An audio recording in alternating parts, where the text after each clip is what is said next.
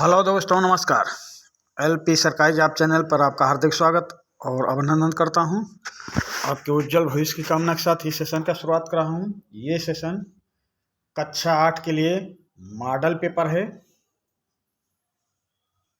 ये अभी आपकी वार्षिक परीक्षा आने वाली है, 2024 की वार्षिक परीक्षा। तो वार्षिक परीक्षा की तैयारी हम कैसे करें? मॉडल पेपर के द्वारा हम अच्छे नंबर ला सकते हैं, क्योंकि अब पढ़ने का समय आपके पास रह नहीं गया है। 1.5-2 महीने बचे हैं। तो 1.5-2 महीने में कैसे आपकी तैयारी हो, उसके लिए आप मॉडल पेपर का सहारा ले सकते हैं। मॉडल पेपर के द्वारा आप परीक्षा में अच्छे नंबर ला सकते हैं। तो कक्षा 8 का मॉडल पेपर है, वार्षिक परीक्षा 2024, कक्षा 8 सामाजिक विज्ञान। समय 3 घंटे 15 मिनट, पूर्णांक 100 का रहेगा। ये कक्षा 8 का है, तो इसमें प्रोजेक्ट के संबंधी कार्य नहीं होता है, यानी पूर्णांक 100 नंबर का होता है। तो चलिए हम अब प्रश्नों पे चलते हैं। नोट में देखें, संपूर्ण प्रश्न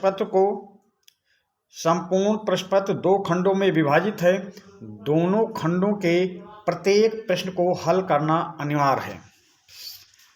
खंड आ देखेंगे। खंड आ में बहुविकल्पीय प्रश्न हैं।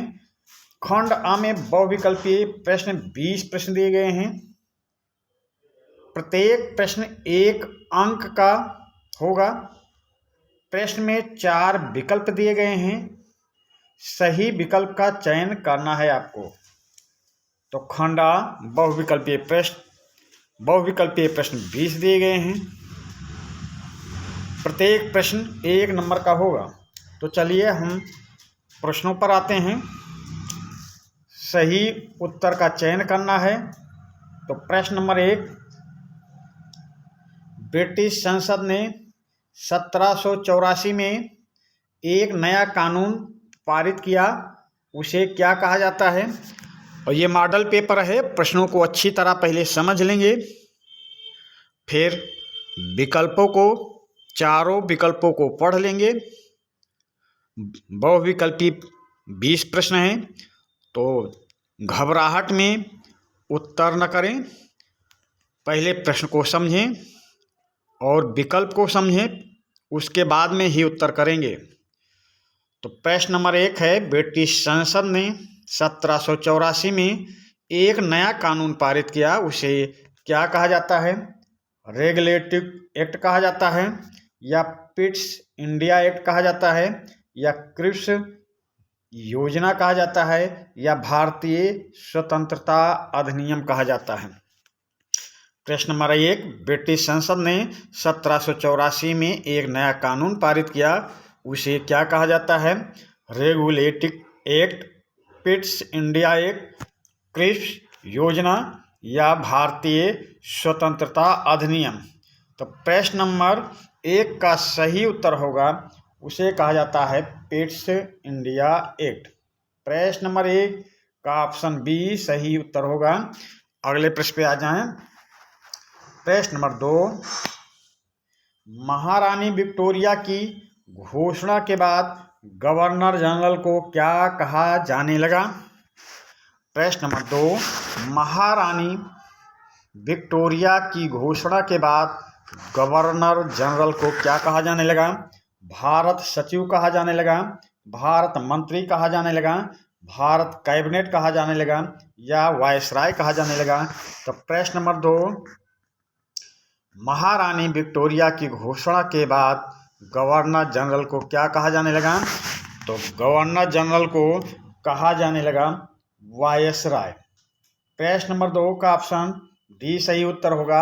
महारानी विक्टोरिया की घोषणा के बाद गवर्नर जनरल को वायसराय कहा जाने लगा। अगले प्रश्न पे आ जाएं। प्रश्न नंबर 3, जलियांवाला बाग कांड कब हुआ? जलियांवाला बाग कांड कब हुआ? 13 अप्रैल 1919 में, 13 अप्रैल 1920 में, 13 अप्रैल 1918 में, या 13 अप्रैल 1917 में? तो जलियांवाला बाग कांड कब हुआ? तो जलियांवाला बाग कांड भाई 13 अप्रैल 1919 को हुआ था अमृतसर में। प्रश्न नंबर 3 का ऑप्शन ए सही उत्तर होगा जलियांवाला बाग कांड 13 अप्रैल 1919 को अमृतसर में हुआ था। चलते हैं अगले प्रश्न पे। प्रश्न नंबर 4 भारतीय राष्ट्रीय कांग्रेस की स्थापना किसने की? भारतीय राष्ट्रीय कांग्रेस की स्थापना किसने की? तो जवाहरलाल नेहरू ने की, या महात्मा गांधी ने की, या सरदार वल्लभ भाई पटेल ने की, या एलन एक्टोवियन ह्यूम ने की। तो भारतीय राष्ट्रीय कांग्रेस की स्थापना किसने की? यदि प्रश्न होता भारतीय राष्ट्रीय कांग्रेस की स्थापना कब की गई तो 1885 में, पर यहाँ पे पूछा जा रहा भारतीय राष्ट्रीय कांग्रेस की स्थापना किसने की? तो भारतीय राष्ट्रीय कांग्रेस की स्थापनाकार थे एलन एक्टोवियन ह्यूम। इस समय गवर्नर जनरल कौन था? लॉर्ड डफरिन थे। तो प्रश्न नंबर 4 भारतीय राष्ट्रीय कांग्रेस की स्थापना किसने की? तो आपका उत्तर होगा option D Allan Octavian Hume. A.O. Hume ने भारतीय राष्ट्रीय कांग्रेस की स्थापना की। अगले प्रश्न पे चलते हैं। प्रश्न नंबर 5 भारतीय सेना के तीनों अंगों का मुख्यालय कहाँ पर स्थित है?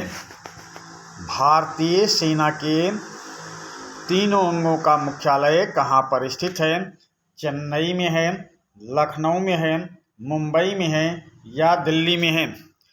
प्रश्न नंबर 5 भारतीय सेना के तीनों अंगों का मुख्यालय कहाँ पर है? तो भारतीय सेना के तीनों अंगों का मुख्यालय दिल्ली में है, यानी प्रश्न नंबर 5 का ऑप्शन डी सही उत्तर होगा। भारतीय सेना के तीनों अंगों का मुख्यालय दिल्ली में स्थित है। प्रश्न नंबर 6 पे आ जाएं। भारत में हवाई जहाज के प्रथम उड़ान कब हुई? भारत में हवाई जहाज की प्रथम उड़ान कब हुई? 1911 में, 1913 में, 1915 में, या 1917 में? प्रश्न नंबर 6 भारत में हवाई जहाज की प्रथम उड़ान कब हुई? 1911, 1913, 1915 या 1917 में? तो भारत में हवाई जहाज की प्रथम उड़ान हुई थी 1911 में। प्रयागराज से मानिकपुर के पास तक हुई थी ये उड़ान 1911 में। तो भारत में हवाई जहाज की प्रथम उड़ान कब हुई? तो 1911 में। चलते हैं अगले प्रश्न पे। प्रश्न नंबर 7 क्षेत्रफल की दृष्टि से भारत में सबसे बड़ा राज्य कौन सा है? प्रश्न नंबर 7 क्षेत्रफल की दृष्टि से भारत में सबसे बड़ा राज्य कौन सा है? उत्तर प्रदेश है, मध्य प्रदेश है, महाराष्ट्र है, या राजस्थान है? तो प्रश्न नंबर 7 क्षेत्रफल की दृष्टि से भारत में सबसे बड़ा राज्य कौन सा है? तो सबसे बड़ा राज्य भारत में क्षेत्रफल की दृष्टि से राजस्थान है, यानी प्रश्न नंबर 7 का ऑप्शन डी सही उत्तर होगा। चलते हैं अगले प्रश्न पे। प्रश्न नंबर 8 मानसूनी प्रदेशों में वर्षा कितने प्रकार की होती है? प्रश्न नंबर 8 मानसूनी प्रदेशों में वर्षा कितने प्रकार की होती है? तो चक्रवाती वर्षा होती है, या पर्वतीय वर्षा होती है, या संवहनीय वर्षा होती है, या उपर्युक्त सभी प्रकार की वर्षा होती है? प्रश्न नंबर 8 मानसूनी प्रदेशों में वर्षा कितने प्रकार की होती है? तो ऑप्शन ए चक्रवाती वर्षा होती है मानसूनी प्रदेशों में, या पर्वतीय वर्षा होती है मानसूनी प्रदेशों में, या संवहनीय वर्षा होती है मानसूनी प्रदेशों में, या उपर्युक्त सभी प्रकार की वर्षा होती है? तो प्रश्न नंबर 8 का सही उत्तर ऑप्शन डी होगा। उपर्युक्त सभी प्रकार की वर्षा मानसूनी प्रदेशों में होती है। प्रश्न नंबर 8 का ऑप्शन डी सही उत्तर है। प्रश्न नंबर 9 पे आ जाएं। पानीपत के तृतीय युद्ध में मराठा संघ को किसने पराजित किया? पानीपत के तृतीय युद्ध में मराठा संघ को किसने पराजित किया? तो अहमद शाह अब्दाली ने पराजित किया, या नादिर शाह ने पराजित किया, या शाह शुजा ने पराजित किया, या जमाल खान ने पराजित किया। तो प्रश्न नंबर 9, पानीपत के तृतीय युद्ध में मराठा संघ को किसने पराजित किया था? तो पानीपत के तृतीय युद्ध में मराठा संघ को अहमद शाह अब्दाली ने पराजित किया था। यानी प्रश्न नंबर 9 का ऑप्शन ए सही उत्तर होगा। प्रश्न नंबर 10 पे आ जाएं। मुर्शिदाबाद से मुंगेर अपनी राजधानी स्थानांतरित करने वाला बंगाल का नवाब कौन था? प्रश्न नंबर 10, मुर्शिदाबाद से मुंगेर अपनी राजधानी स्थानांतरित करने वाला बंगाल का नवाब कौन था? तो सिराजुद्दौला था, या मीर जाफर था, या मीर कासिम था, या नजमुद्दौला था। तो मुर्शिदाबाद से मुंगेर अपनी राजधानी स्थानांतरित करने वाला नवाब, तो वो नवाब था मीर कासिम। यानी प्रश्न नंबर 10 का ऑप्शन सी सही उत्तर होगा। मुर्शिदाबाद से मुंगेर अपनी राजधानी स्थानांतरित करने वाला बंगाल का नवाब मीर कासिम था। अगले प्रश्न पे आ जाएं। प्रश्न नंबर 11, ब्रह्म समाज की स्थापना किसने की? ब्रह्म समाज की स्थापना किसने की? स्वामी विवेकानंद ने की, राजा राम मोहन राय ने की, दयानंद सरस्वती ने की, या महादेव गोविंद रानाडे ने की। तो प्रश्न नंबर 11, ब्रह्म समाज की स्थापना किसने की? तो ब्रह्म समाज की स्थापना 1828 में राजा राम मोहन राय ने की थी। यानी प्रश्न नंबर 11 का ऑप्शन बी सही उत्तर होगा। अगले प्रश्न पे चलते हैं। प्रश्न नंबर 12, फॉरवर्ड ब्लॉक का संबंध किससे है? फॉरवर्ड ब्लॉक का संबंध किससे है? तो ऑप्शन देखते हैं। राम मनोहर लोहिया से, जयप्रकाश नारायण से, अरुणा असफली से, या सुभाष चंद्र बोस से। तो प्रश्न नंबर 12, फॉरवर्ड ब्लॉक का संबंध किससे है? तो फॉरवर्ड ब्लॉक का संबंध सुभाष चंद्र बोस से है। यानी प्रश्न नंबर 12 का ऑप्शन डी सही उत्तर होगा। फॉरवर्ड ब्लॉक का संबंध सुभाष चंद्र बोस से है। अगले प्रश्न पे चलते हैं। प्रश्न नंबर 13, तुम मुझे खून दो मैं तुम्हें आज़ादी दूंगा, ये कथन किसका है? प्रश्न नंबर 13, तुम मुझे खून दो मैं तुम्हें आज़ादी दूंगा, ये कथन किसका है? तो बाल गंगाधर तिलक का है, या लाला लाजपत राय का है, या बिपिन चंद्रपाल का है, या सुभाष चंद्र बोस का। तुम मुझे खून दो मैं तुम्हें आज़ादी दूंगा, ये कथन किसका है? बाल गंगाधर तिलक, लाला लाजपत राय, बिपिन चंद्रपाल, या सुभाष चंद्र बोस का। तो सुभाष चंद्र बोस ने कहा था तुम मुझे खून दो मैं तुम्हें आज़ादी दूंगा। यानी प्रश्न नंबर 13 का ऑप्शन डी सही उत्तर होगा। अगले प्रश्न पे आ जाएं। प्रश्न नंबर 14, भारत का लौह पुरुष किसे कहा जाता है? भारत का लौह पुरुष किसे कहा जाता है? महात्मा गांधी को कहा जाता है, या जवाहरलाल नेहरू को कहा जाता है, या सुभाष चंद्र बोस को कहा जाता है, या सरदार वल्लभ भाई पटेल को कहा जाता है। प्रश्न नंबर 14, भारत का लौह पुरुष किसे कहा जाता है? महात्मा गांधी को, जवाहरलाल नेहरू को, सुभाष चंद्र बोस को, या सरदार वल्लभ भाई पटेल को। तो भारत का लौह पुरुष कहा जाता है सरदार वल्लभ भाई पटेल को। यानी प्रश्न नंबर 14 का ऑप्शन डी सही उत्तर होगा। प्रश्न 15 पे आ जाएं। संयुक्त राष्ट्र सुरक्षा परिषद में कितने अस्थायी सदस्य होते हैं? संयुक्त राष्ट्र सुरक्षा परिषद में कितने अस्थायी सदस्य होते हैं? तो 5 अस्थायी सदस्य होते हैं, या 9 अस्थायी सदस्य होते हैं, या 10 अस्थायी सदस्य होते हैं, या 15 अस्थायी सदस्य होते हैं।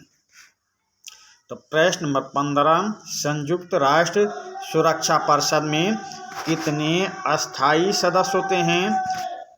तो 5। संयुक्त राष्ट्र सुरक्षा परिषद में 5 अस्थायी सदस्य होते हैं, 10 अस्थायी होते हैं, 10 अस्थायी होते हैं,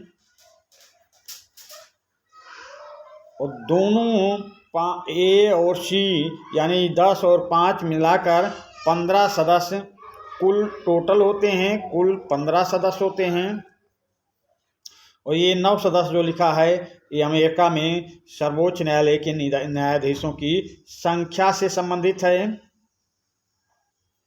तो प्रश्न नंबर 15, संयुक्त राष्ट्र सुरक्षा परिषद में कितने अस्थायी सदस्य? तो अस्थायी सदस्यों को पूछा जा रहा है, तो अस्थायी सदस्य 5 हैं। यदि प्रश्न रहेगा संयुक्त राष्ट्र सुरक्षा परिषद में अस्थायी सदस्य कितने होते हैं, तो उत्तर होगा 10। यदि प्रश्न रहे संयुक्त राष्ट्र सुरक्षा परिषद में कुल कितने सदस्य होते हैं, तो 10, 5, 15, 5 अस्थायी 10 अस्थायी, तो कुल सदस्य 15 होते हैं। अभी प्रश्न के अकॉर्डिंग आपका प्रश्न नंबर 15 का सही उत्तर ऑप्शन ए होगा, 5 सदस्य। अगले प्रश्न पे आ जाए, प्रश्न नंबर 16, भारत में हरित क्रांति का जनक किसे कहा जाता है? भारत में हरित क्रांति का जनक किसे कहा जाता है? जवाहरलाल नेहरू को कहा जाता है, इंदिरा गांधी को कहा जाता है, एम.एस. स्वामीनाथन को कहा जाता है, या अटल बिहारी वाजपेयी को कहा जाता है? प्रश्न नंबर 16, भारत में हरित क्रांति का जनक किसे कहा जाता है? जवाहरलाल नेहरू को, इंदिरा गांधी को, एम.एस. स्वामीनाथन को, या अटल बिहारी वाजपेयी को? तो भारत में हरित क्रांति का जनक कहा जाता है एम.एस. स्वामीनाथन को। प्रश्न नंबर 16 का ऑप्शन सी सही उत्तर होगा। अगले प्रश्न पे चलते हैं, प्रश्न नंबर 17, विश्व में चीन के बाद सबसे अधिक जनसंख्या किस देश की है? प्रश्न नंबर 17, विश्व में चीन के बाद सबसे अधिक जनसंख्या किस देश की है? तो सोवियत रूस की है, या संयुक्त राज्य अमेरिका की है, या स्वीडन की है, या भारत की है? प्रश्न नंबर 17, विश्व में चीन के बाद सबसे अधिक जनसंख्या किस देश की है? तो विश्व में पहले नंबर पर चीन है और दूसरे नंबर पर यानी चीन के बाद सबसे अधिक जनसंख्या भारत की है। तो प्रश्न नंबर 17 का ऑप्शन डी सही उत्तर होगा। अगले प्रश्न पे आ जाएं, प्रश्न नंबर 18, विश्व में सबसे अधिक वर्षा किस स्थान पर होती है? विश्व में सबसे अधिक वर्षा किस स्थान पर होती है? तो ऑप्शन देखें, कराची में होती है, या मॉस्को में होती है, या वाशिंगटन में होती है, या मासिनराम में होती है? तो प्रश्न नंबर 18, विश्व में सबसे अधिक वर्षा किस स्थान पर होती है? तो उस स्थान का नाम है मासिनराम। विश्व में सबसे अधिक वर्षा मासिनराम में होती है। राज्य पूछा जाए तो मेघालय, देश पूछा जाए तो भारत, महाद्वीप पूछा जाए तो एशिया महाद्वीप में। प्रश्न नंबर 18 का सही उत्तर होगा ऑप्शन डी मासिनराम। विश्व में सबसे अधिक वर्षा मासिनराम में होती है। अगले प्रश्न पे चलते हैं, प्रश्न नंबर 19, उत्तर प्रदेश में सिंचाई का प्रमुख साधन कौन सा है? उत्तर प्रदेश में सिंचाई का प्रमुख साधन कौन सा है? उत्तर प्रदेश में सिंचाई का प्रमुख साधन कौन सा है? नहर है, नलकूप है, तालाब है, या झील है?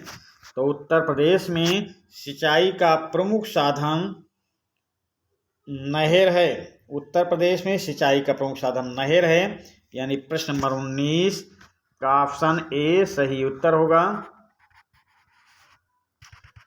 अगले प्रश्न पे आ जाएं, प्रश्न नंबर 20, सर्दियों में कहाँ के पक्षी मानसूनी प्रदेशों में प्रवास करते हैं? प्रश्न नंबर 20, सर्दियों में कहाँ के पक्षी मानसूनी प्रदेशों में प्रवास करते हैं? तो वाशिंगटन के पक्षी सर्दियों में मानसूनी प्रदेशों में प्रवास करते हैं, या लंदन में प्रवास करते हैं, या मॉस्को में प्रवास करते हैं, या साइबेरिया के पक्षी मानसूनी प्रदेशों में प्रवास करते हैं? तो प्रश्न नंबर 20, सर्दियों में कहाँ के पक्षी मानसूनी प्रदेशों में प्रवास करते हैं? तो सर्दियों में साइबेरिया के पक्षी मानसूनी प्रदेशों में प्रवास करते हैं, यानी प्रश्न नंबर 20 का ऑप्शन डी सही उत्तर होगा। खंड बा पे आ जाए। खंड बा पे प्रश्न नंबर 1, रिक्त स्थान की पूर्ति कीजिए। तो इस रिक्त स्थान में 5 प्रश्न दिए गए हैं, यानी खंड बा के उपखंड का में 5 प्रश्न दिए गए हैं। प्रत्येक प्रश्न 2-2 नंबर के हैं। तो पांचों प्रश्न का उत्तर में निम्नलिखित जो प्रश्न दिए गए हैं उसमें रिक्त स्थान की आपको पूर्ति करना है। तो रिक्त स्थान की पूर्ति के लिए सुनामी भाषा का शब्द है। तो सुनामी के बाद क्या भरा जाएगा? यहाँ पर पहले में जापानी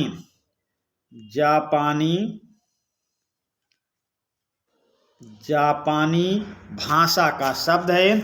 दूसरा है आकाशीय बिजली गिरना आपदा है। तो कैसी आपदा है? तो यहाँ पे क्या भरा जाएगा? प्राकृतिक आपदा है। प्राकृतिक आपदा है। आकाशीय बिजली गिरना प्राकृतिक आपदा है। फिर तीसरे में देखें, संसद द्वारा आपदा प्रबंधन अधिनियम में पारित किया गया, वर्ष में पारित किया गया। तो संसद द्वारा आपदा प्रबंधन अधिनियम वर्ष किस वर्ष में? यानी 2005 में। 2005 में संसद द्वारा आपदा प्रबंधन अधिनियम वर्ष 2005 में पारित किया गया। फिर अगला देखें, आपदा पुनर्वास आपदा के की अवस्था है। तो आपदा पुनर्वास आपदा के उपरांत की अवस्था है। उपरांत की अवस्था है, यहाँ पे उपरांत भरा जाएगा। फिर अगला क्वेश्चन है, मानसूनी प्रदेश में पशुओं के लिए उपलब्ध है। तो मानसूनी प्रदेश में पशुओं के लिए जलवायु उपलब्ध है। जलवायु भरा जाएगा। जलवायु मानसूनी प्रदेश में पशुपालन के लिए जलवायु उपलब्ध है। तो रिक्त स्थान की पूर्ति में प्रश्न नंबर 1 में जापान, प्रश्न नंबर 2 में प्राकृतिक, प्रश्न नंबर 3 में 2005, प्रश्न नंबर 4 में उपरांत, प्रश्न नंबर 5 में जलवायु रिक्त स्थान में ये भरे जाएंगे। चलते हैं खंड बा के उपखंड खा में। उपखंड खा में देखें, सही कथन के सामने सही का, गलत कथन के सामने गलत का निशान लगाएं। प्रश्न नंबर देखें, उपखंड खा के प्रश्नों को देखें। सही कथन के सामने सही का और गलत कथन के सामने गलत का निशान लगाना है। तो पहला है, हवाई हमले की संभावना पर पीले रंग का संकेत दिया जाता है। हवाई हमले की संभावना पर पीले रंग का संकेत दिया जाता है। सही है या गलत है? तो भाई हवाई हमले की संभावना पर पीले रंग का संकेत दिया जाता है, ये सही है। प्रश्न, हवाई हमले की संभावना पर पीले रंग का संकेत दिया जाता है। दूसरा प्रश्न देखें, दुर्घटना में रक्तस्राव होने पर कटे स्थान को खुला छोड़ देना चाहिए। नहीं भाई, खुला स्थान छोड़ देंगे उस स्थान को, कटे स्थान को, तो मक्खी बैठेंगी, गंदगी उसमें पड़ेगी और वो बीमारी और बढ़ जाएगी। उसमें रक्तस्राव के बजाय पस आने लगेगा। तो ये गलत है, यानी दूसरा गलत है, पहला सही। तीसरा, युद्ध की संभावना टल जाने पर नीले प्रकाश द्वारा संकेत दिया जाता है। तो युद्ध की संभावना टल जाने पर नीले प्रकाश द्वारा संकेत दिया जाता है। नहीं भाई, नीले प्रकाश द्वारा संकेत नहीं हरे प्रकाश द्वारा संकेत दिया जाता है। प्रश्न नंबर 3 गलत है। अभी तक प्रश्न नंबर 1 सही, प्रश्न नंबर 2 और 3 गलत हैं। फिर प्रश्न नंबर 4 देखें, बिजली से लगी आग बुझाने के पहले स्विच बंद कर देना चाहिए। बिजली से लगी आग बुझाने के पहले स्विच बंद कर देना चाहिए। बात सही भाई, पहले सबसे पहले बिजली से आग लगने पर मेन स्विच बंद कर देना चाहिए। फिर प्रश्न 5, दम घुटने पर मरीज के शरीर की मालिश करनी चाहिए। तो दम घुटने पर मरीज के शरीर की मालिश करनी चाहिए, ये भी सही है। तो सही कथन के सामने सही और गलत कथन के सामने गलत का निशान लगाने में पहला प्रश्न हवाई हमले की संभावना पर पीले रंग का संकेत दिया जाता है, सही है। प्रश्न 2, दुर्घटना में रक्तस्राव होने पर कटे स्थान को खुला छोड़ देना चाहिए, गलत है। युद्ध की संभावना टल जाने पर नीले प्रकाश द्वारा रंग संकेत दिया जाता है, गलत है। बिजली से लगी आग बुझाने के पहले मेन स्विच बंद कर देना चाहिए, सही है, ये मेन स्विच है। प्रश्न 5, दम घुटने पर मरीज के शरीर की मालिश करना चाहिए, ये भी सही है। चलते हैं अगले उपखंड पे। अगला उपखंड है सही मिलान कीजिए। अगला उपखंड है सही मिलान कीजिए। तो इसमें एक तरफ नाम दिया गया है, दूसरी तरफ स्थान दिया गया है, उससे आपको मिलान करना है। तो चलिए मिलान देखते हैं भाई। एक तरफ है bison, number 2 down, number 3 range, number 4 cowboy, number 5 Kyrgyz. स्थान है पशुओं का बाड़ा, पशुओं को चराने वाला, जनजाति ऑस्ट्रेलिया और उत्तरी अमेरिका का पशु। अब इसमें मिलान करना है। तो बाइसन क्या है भाई? तो बाइसन उत्तरी अमेरिका का पशु है। बाइसन उत्तरी अमेरिका का पशु है। ये डाउन क्या है? डाउन ऑस्ट्रेलिया से संबंधित है, ऑस्ट्रेलिया से मिलान कर देंगे। फिर रेंज क्या है? रेंज है पशुओं का बाड़ा। रेंज क्या है? पशुओं का बाड़ा। काउबॉय, काउ माने गाय, बाय माने लड़का, यानी पशुओं को चराने वाला चरवाहा। और किर्गिज क्या है? तो किर्गिज एक जनजाति है, किर्गिज जनजाति का नाम है।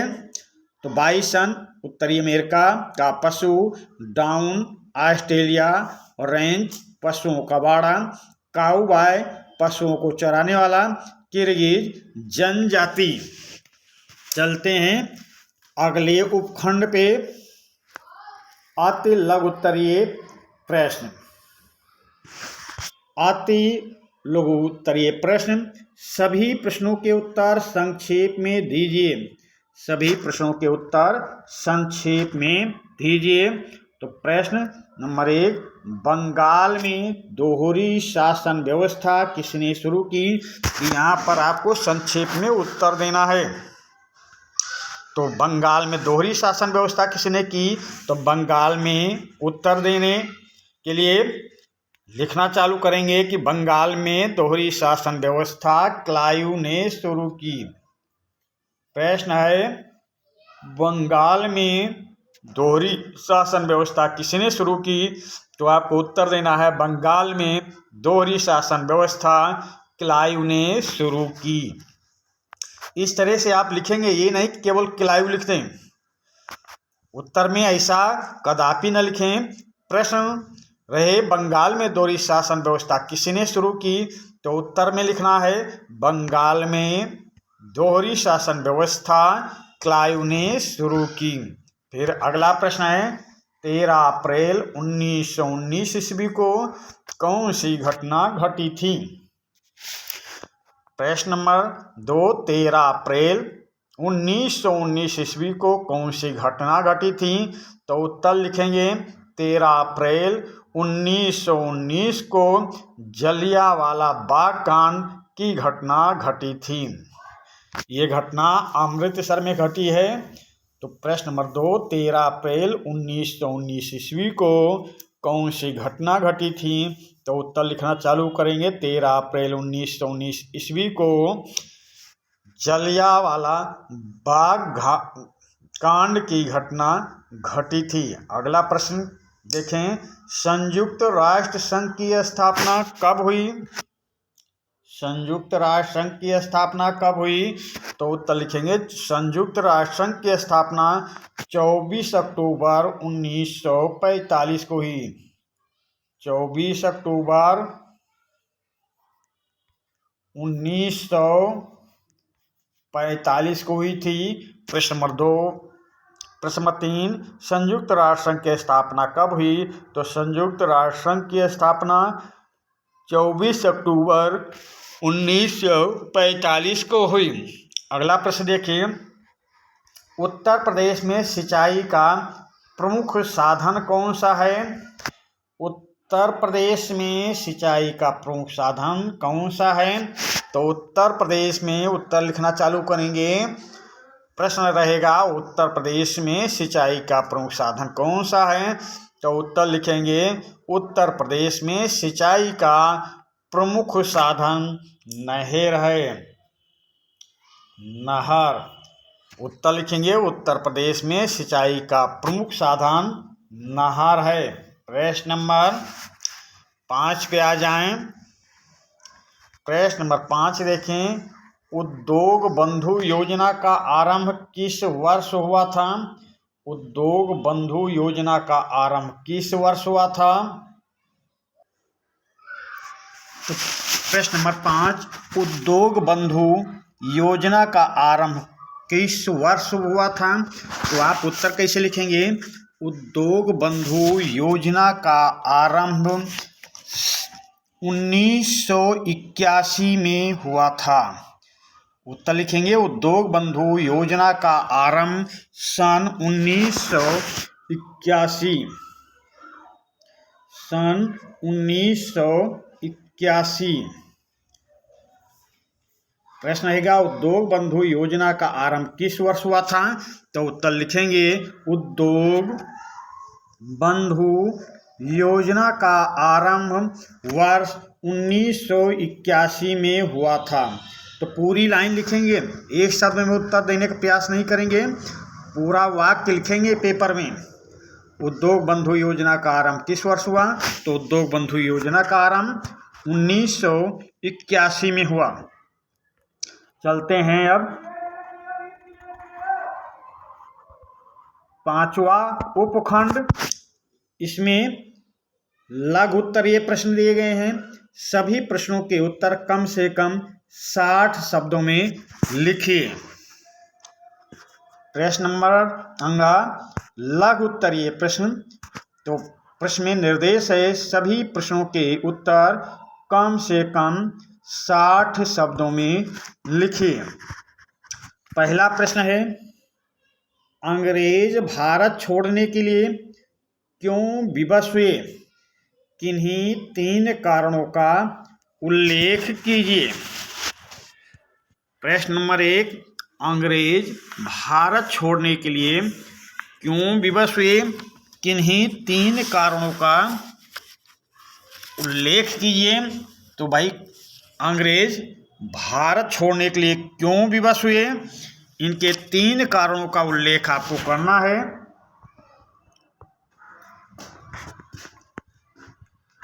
अंग्रेज भारत छोड़ने के लिए क्यों विवश हुए, किन्हीं 3 कारणों का उल्लेख आपको करना है। तो पहला कारण दे देंगे आप, सविनय अवज्ञा आंदोलन की शुरुआत। हेडिंग डाल देंगे सविनय अवज्ञा आंदोलन। फिर व्याख्या लिखेंगे महात्मा गांधी और गवर्नर जनरल लॉर्ड इरविंग के बीच दिल्ली समझौता होता है। इस समझौते के द्वारा महात्मा गांधी अपना 11 सूत्रीय मांग रखते हैं। उनकी मांगों को नहीं माना जाता। बाद में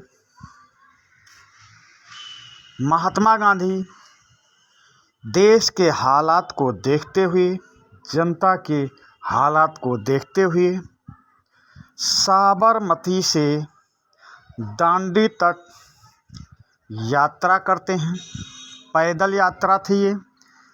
241 मील की यात्रा थी। ये यात्रा 24 दिन में महात्मा गांधी पूरा करते हैं। 12 मार्च से शुरू करते हैं, 6 अप्रैल तक ये यात्रा चलती है। दांडी पहुंचकर नमक कानून का उल्लंघन करते हैं और सबने अवज्ञा आंदोलन शुरू हो जाता है। इससे सरकार भयभीत होती है और भारत छोड़ने के लिए विवश हो जाती है। दूसरी हेडिंग डालेंगे, द्वितीय विश्व युद्ध का प्रारंभ। दूसरी हेडिंग डालेंगे, द्वितीय विश्व युद्ध का प्रारंभ। तो द्वितीय विश्व युद्ध 1 सितंबर 1939 को शुरू हो जाता है। भारत से बिना सलाह मशविरा के अंग्रेज द्वितीय विश्व युद्ध में भारत को शामिल करने के लिए हाँ भर देते हैं। इस पर भारतीयों को इतराज़ होता है। कांग्रेस शासित सभी राज्यों की सरकारें इस्तीफा दे देती हैं और अंग्रेज सरकार पर दबाव पड़ता है विदेशी शक्तियों का, विदेशी राज्यों का, कि आप भारत को तुरंत स्वतंत्र करें। यदि आप भारत को स्वतंत्र करने के पक्ष में नहीं आते हैं तो मित्र शक्तियां कमज़ोर होंगी और जिसका सीधा सीधा दोष आप पर होगा। इसलिए ब्रिटिश सरकार भारत छोड़ने पर विवश हो जाती है। तीसरी हेडिंग डालेंगे, भारत छोड़ो आंदोलन। तीसरी हेडिंग डाल देंगे, भारत छोड़ो आंदोलन। व्याख्या लिखेंगे, 8 अगस्त 1942 को कांग्रेस कार्य समिति की बैठक होती है। बैठक में निर्णय लिया जाता है कि कल यानी 9 अगस्त 1942 को भारत से अंग्रेज़ों को निकालने के लिए भारत छोड़ो आंदोलन चलाया जाएगा। इस पर रात में ही 8 अगस्त की रात को अंग्रेज गवर्नमेंट ने सभी बड़े नेताओं को जेल में बंद कर देती हैं। जेल में बंद होने के बावजूद यह आंदोलन नेता विहीन हो गया और नेता विहीन होने के बाद भी आंदोलन अपने चरम पर था। जयप्रकाश नारायण जेल से भागकर आंदोलन में शामिल होते हैं। राम मनोहर लोहिया, उषा मेहता गुप्त रूप से रेडियो का प्रसारण करते हैं। नेता विहीन होते हुए आंदोलन इतना उग्र हुआ कि अंग्रेज भारत छोड़ने पर विवश हो गए। तो इस प्रकार ये आप व्याख्या लिखेंगे। जितनी व्याख्या आपको बता दिया, आप 2-3 बार सेशन को देखेंगे तो ये व्याख्या आपकी अपनी भाषा में किया गया है। आप 2-3 बार देखेंगे तो आप लिख ले जाएंगे। 3 व्याख्या पूछा गया है, 3 व्याख्या 3 पॉइंट पे पूछा गया है, 3 कारण। तो 3 कारण हम आपको अच्छी तरह से समझाए। आप 2-3 बार देखेंगे तो आपको समझ में आ जाएगा। अब चलते हैं अगले प्रश्न पे।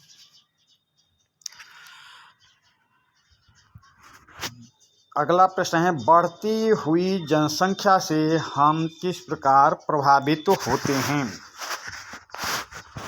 दूसरा है, बढ़ती हुई जनसंख्या से हम किस प्रकार प्रभावित होते हैं। तो इसका उत्तर लिखना चालू करेंगे। किसी भी देश के लिए उस देश के संसाधन के मुताबिक यदि जनसंख्या ज़्यादा हो जाती है, बढ़ जाती है और संसाधन कम रहते हैं तो देश का विकास अवरुद्ध हो जाता है। जो हमें प्रकृति से सुविधाएं मिली हैं, उन सुविधाओं के हिसाब से हमें अपनी जनसंख्या को रखना है। यदि जनसंख्या बढ़ती है तो भूमि तो आपकी बढ़ेगी नहीं और उद्योग धंधे आप लगाएंगे, ये बात अच्छी है, पर उसके लिए संसाधन चाहिए। संसाधन आपके सीमित हैं, जनसंख्या आपकी बढ़ती जा रही है और एक दिन ऐसे हालात आएंगे कि इसी बढ़ती हुई जनसंख्या के कारण देश में भूखमरी आ जाएगी, देश का विकास अवरुद्ध हो जाएगा और जो मानव जीवन के लिए एक सुविधा युक्त जीवन बिताने की लालसा होती है, वो कष्टमय जीवन गुजरने लगेगा। तो किसी भी देश के लिए अनुकूलतम जनसंख्या ही सर्वोत्तम जनसंख्या होती है। जिस हिसाब से प्रकृति ने हमें संसाधन दिया है, उस प्रकृति का दोहन हम इस प्रकार से करें कि हमारा जीवन यापन हो और आने वाले भविष्य का भी पालन पोषण उस संसाधन के द्वारा हो सके। तो देश के संसाधन के हिसाब से यदि जनसंख्या होगी तब देश का विकास होगा, अन्यथा देश का विकास रुक जाएगा।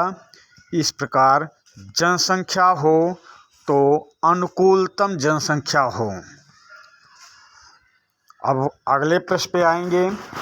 और इस प्रश्न में और जोड़ना चाहें तो लिखेंगे, जहाँ तक हमारा विचार है जितना मेरे पास संसाधन हो उस हिसाब से मेरी जनसंख्या होनी चाहिए। लिखना, जहाँ तक मेरा विचार है जिस प्रकार से हमारे पास संसाधन हो उसी हिसाब से हमारी जनसंख्या होनी चाहिए। आप दीर्घ उत्तरीय प्रश्न पे आ जाएं। असहयोग आंदोलन के बारे में लिखिए। तो असहयोग आंदोलन के बारे में लिखना है तो ये लिखना चालू करेंगे। प्रथम विश्व युद्ध पर से हेडिंग डाल के लिखेंगे, थोड़ा ज़्यादा लिखना है तो प्रथम विश्व युद्ध लिखना चालू करेंगे। प्रथम विश्व युद्ध 1914 से 1918 तक हुआ। इस विश्व युद्ध में महात्मा गांधी ने अंग्रेज़ों का साथ दिया, अंग्रेज़ों के लिए भारतीय सैनिकों की भर्ती करने का जिम्मा लिया और भारतीयों को अंग्रेजी फौज में भर्ती करवाया। यानी भारत ने अंग्रेज़ों का साथ दिया। विश्व युद्ध समाप्त होने के बाद भारतीयों के हाथ कुछ नहीं लगा। भारतीयों को प्रथम विश्व युद्ध से कोई लाभ नहीं हुआ और इससे महात्मा गांधी क्षुब्ध हुए और असहयोग आंदोलन चालू करने पर मजबूर हुए। दूसरी हेडिंग डालेंगे, राउलेट एक्ट। ये 1919 व्याख्या करेंगे। 1919 की बात है। एक कानून अंग्रेज सरकार ले आती है, सर सिडनी लॉ राउलेट के नाम से जाना जाता है, राउलेट एक्ट के नाम से जाना जाता है। जिसका उद्देश्य था बिना अपील, बिना वकील, बिना दलील का कानून था ये। इनका उद्देश्य था भारतीय जनता को आतंकित करना। इस कानून के द्वारा 2 स्थानीय नेताओं की गिरफ्तारी होती है, सैफुद्दीन किचलू और सतपाल महाराज की, और इस कारण पंजाब की जनता में रोष प्रकट होता है। पंजाब की जनता क्रोधित होती है और जलियांवाले बाग कांड, जो नाम आप सुनते हैं, उस जलियांवाले बाग कांड में इकट्ठा लोग सरकार का विरोध करते हैं जलियांवाले बाग में, और गुप्त सूचना के आधार पर जनरल डायर वहां पहुंचकर गोली चलाने का आदेश दे देता है, और वहां पर हजारों की संख्या में लोग मारे जाते हैं। इससे महात्मा गांधी क्षुब्ध होते हैं और असहयोग आंदोलन चलाने का निर्णय लेते हैं। फिर आगे लिखेंगे, असहयोग आंदोलन प्रस्ताव का पास होना। ये भी हेडिंग डाल देंगे, क्योंकि आपको 1.5, 2 पन्ना, 2.5 पन्ने, 3 पन्ने जो भी लिख पाएंगे तो, और इसमें आपको कोई दिक्कत नहीं आएगी। आप 2-3 बार सेशन को देखेंगे। आपको लिखने के लिए कहीं ना आपको नोटबुक में लिखना है, ना कहीं कुछ। इसको आप 2-3 बार देखेंगे तो आपको लिखने के लिए सामग्री मिल जाएगी। तो असहयोग आंदोलन का पास होना, तो यहाँ लिखेंगे, सितंबर 1920 में कांग्रेस कार्य समिति की कोलकाता में बैठक होती है, जहाँ पर महात्मा गांधी ने असहयोग आंदोलन चलाने का प्रस्ताव पेश करते हैं। वहाँ पर अध्यक्षता कर रहे थे लाला लाजपत राय, और वहाँ पर महात्मा गांधी द्वारा पेश किया गया असहयोग आंदोलन का प्रस्ताव फेल हो जाता है, और ये महात्मा गांधी एवं कांग्रेस के लिए बेइज्जती की विषय हो जाता है, उनके खिलाफ जाता है, यानी महात्मा गांधी के खिलाफ ये प्रस्ताव रहता है, गिर जाता है। महात्मा गांधी इससे क्षुब्ध होते हैं, कांग्रेसी इससे दिग्भ्रमित होते हैं कि महात्मा गांधी द्वारा पेश किया गया प्रस्ताव पास नहीं हो सका। 2-3 महीने बाद नागपुर अधिवेशन में ये प्रस्ताव फिर पेश किया जाता है। इस प्रस्ताव में पेश होने के समय कांग्रेस के अध्यक्ष वीर राघवाचारी थे, और ये प्रस्ताव पास हो जाता है। असहयोग आंदोलन चलाने का प्रस्ताव पास हो जाता है, और 1 अगस्त 1920 को महात्मा गांधी द्वारा असहयोग आंदोलन चालू कर दिया जाता है। फिर आगे लिखेंगे, चौरी चौरा घटना होना या चौरी चौरा कांड का होना, ये हेडिंग डाल देंगे। फिर लिखेंगे, 4 फरवरी 1922 को प्रदर्शन असहयोग आंदोलनकारियों का जुलूस शांतिपूर्वक जा रहा था, पर चौरी चौरा नामक स्थान पर पुलिस द्वारा आंसू गैस के गोले छोड़े गए, और इससे जो आंदोलनकारी थे वो उत्तेजित हो उठे, सरकार के खिलाफ नारेबाजी करने लगे और उस थाने पर कब्जा कर लिया। उस वक्त उपस्थित थाने में 21 पुलिसकर्मी और एक दरोगा, यानी 22 पुलिसकर्मी को बंद कर थाने में मिट्टी का तेल डालकर छिड़काव कर आग लगा देते हैं और 5 फरवरी 1922 को 22 पुलिसकर्मी जिंदा जलकर मर जाते हैं। इस घटना के कारण महात्मा गांधी हतोत्साहित होते हैं। महात्मा गांधी सोचने पर मजबूर हो जाते हैं कि यह आंदोलन हिंसक हो गया है, आंदोलन को वापस ले लिया जाए। बहुत से कांग्रेसी नेताओं के विरोध के बावजूद महात्मा गांधी असहयोग आंदोलन को वापस ले लेते हैं, पर इस आंदोलन का सीधा प्रभाव अंग्रेज़ों पर पड़ता है और अंग्रेज़ सोचने पर मजबूर हो जाते हैं कि भारतीयों के ऊपर ज़्यादा दिन शासन नहीं किया जा सकता है, क्योंकि भारतीय विदेशी सामानों का बहिष्कार कर रहे थे। अंग्रेज़ों के बहिष्कार में नाई धोबी भी सामने आए, वकील लोग वकालत छोड़ रहे थे, अध्यापक लोग शिक्षा देना बंद कर रहे थे, छात्र लोग अंग्रेजी स्कूलों में जाने से मना कर रहे थे। तो ये सब घटना असहयोग आंदोलन के दौरान हुई और जिससे अंग्रेज सरकार भारतीयों को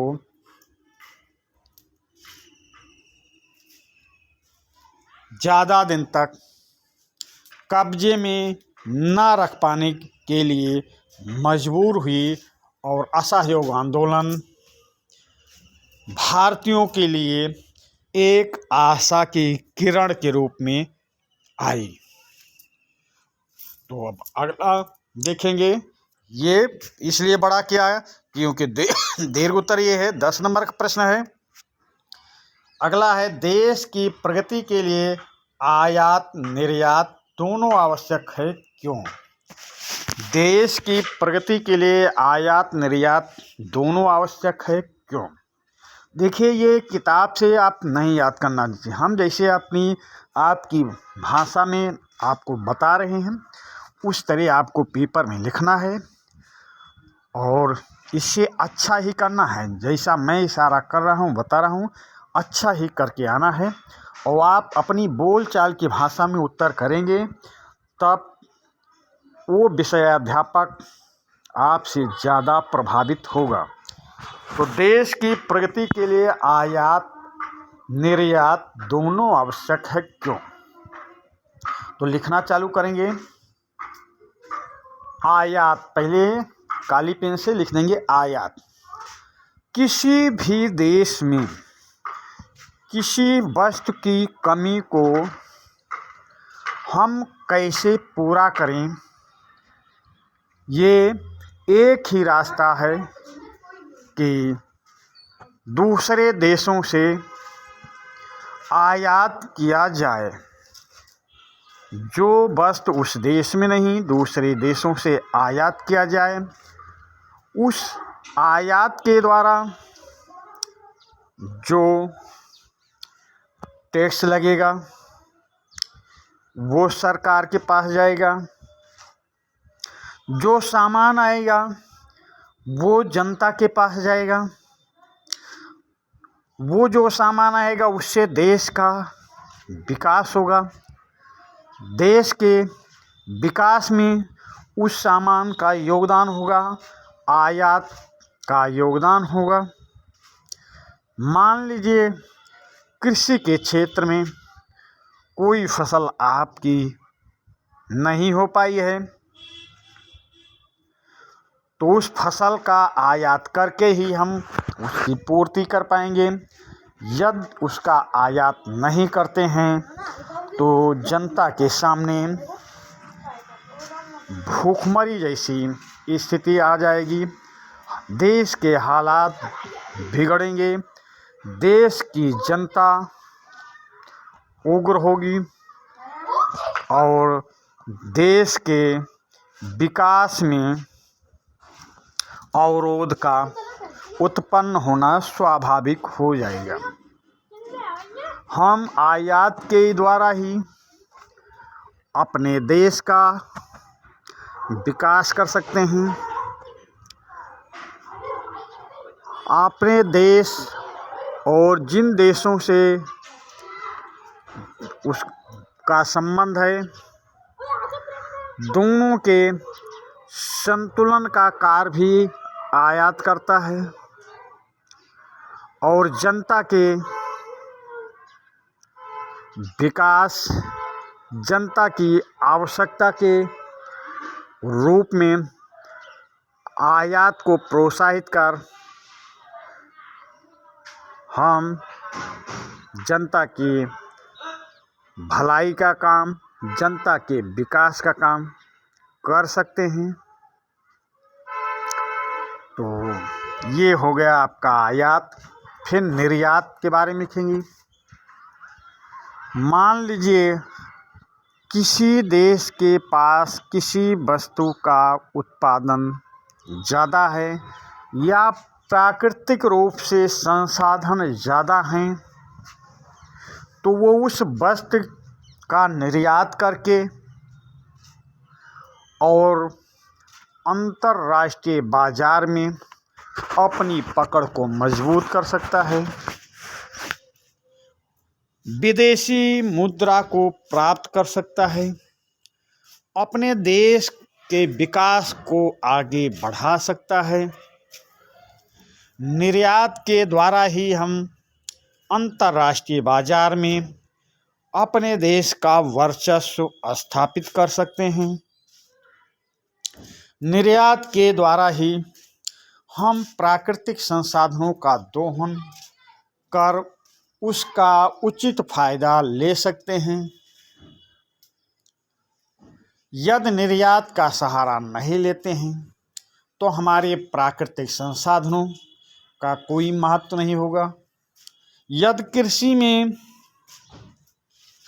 हम किसी वस्तु का उत्पादन ज़्यादा करते हैं और उसकी खपत हमारे देश में नहीं हो पा रही है, तो हम निर्यात के द्वारा ही उस वस्तु की बर्बादी होने से बचा सकते हैं। मान लीजिए हम टेक्निकल लाइन में हमारे देश की जनता अच्छा काम करती है पर निर्यात नहीं हो पा रहा, तो उस टेक्नोलॉजी से देश को कोई फ़ायदा नहीं होगा।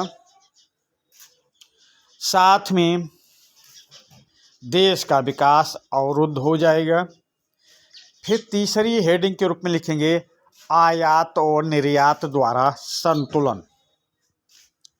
ये फिर लिखना चालू करेंगे, किसी भी देश का संतुलन उसके आयात और निर्यात पर पड़ता है।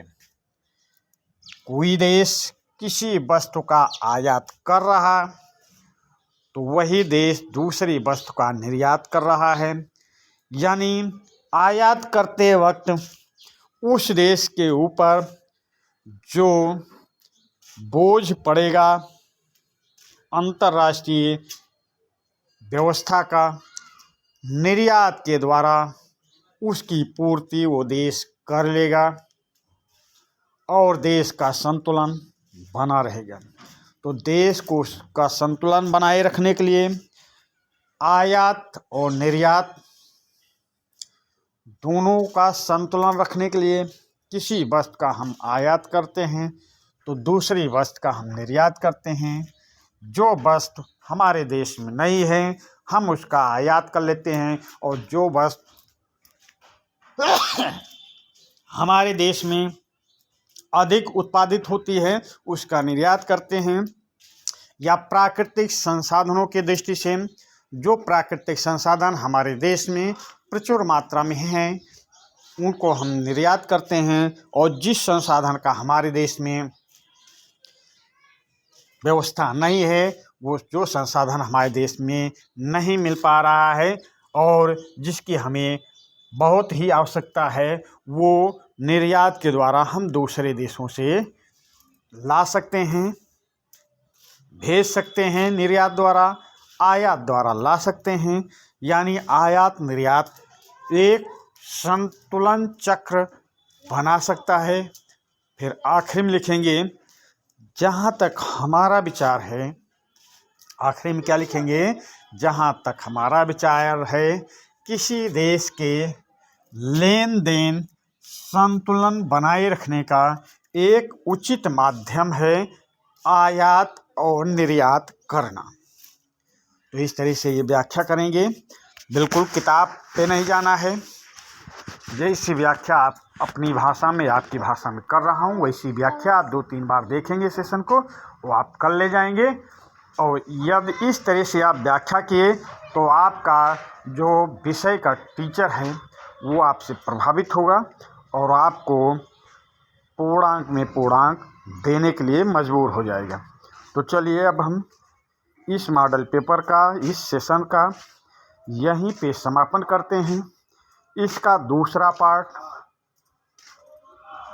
बाद में भेजेंगे। तब तक के लिए हम आपसे विदा लेते हैं। धन्यवाद।